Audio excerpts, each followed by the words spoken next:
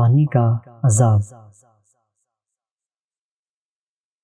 حضرت موسیٰ علیہ السلام کے عصا مبارک کا اژدھا بن جانا دیکھ کر فرعون کے خوش نصیب جادوگر حضرت موسیٰ علیہ السلام پر ایمان لے آئے، لیکن فرعون اور اس کی سرکش قوم اپنے کفر سے باز نہ آئی۔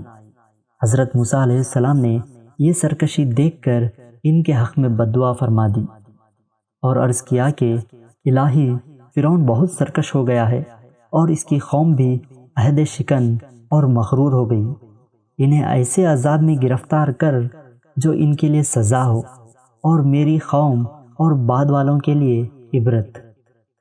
حضرت موسیٰ علیہ السلام کی یہ دعا قبول ہو گئی اور اللہ نے فرعونیوں پر ایک طوفان بھیجا۔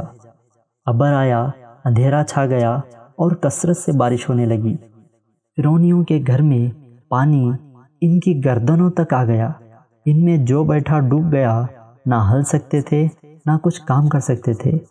سنیچر سے سنیچر تک 7 روز تک ایسی مصیبت میں مبتلا رہے۔ اور قدرت خداوندی کا کرشمہ دیکھیے کہ باوجود کہ بنی اسرائیل کے گھر ان فرعونیوں کے گھر سے متصل تھے، مگر بنی اسرائیل کے گھروں میں پانی نہ آیا۔ جب یہ لوگ عاجز ہوئے تو حضرت موسیٰ علیہ السلام سے عرض کیا کہ ہمارے لیے اس مصیبت کے ٹل جانے کی اپنے رب سے دعا فرمائیے۔ یہ مصیبت ٹل گئی تو ہم اللہ پر ایمان لے آئیں گے۔ چنانچہ حضرت موسیٰ علیہ السلام نے دعا فرمائی تو طوفان کی مصیبت رفع ہو گئی۔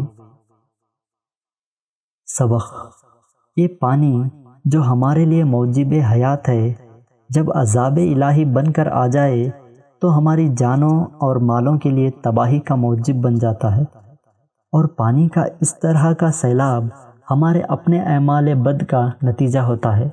اور یہ بھی معلوم ہوا کہ خدا کے مقبول اور پیاروں کی دعا سے بڑے بڑے عذاب ٹل جاتے ہیں۔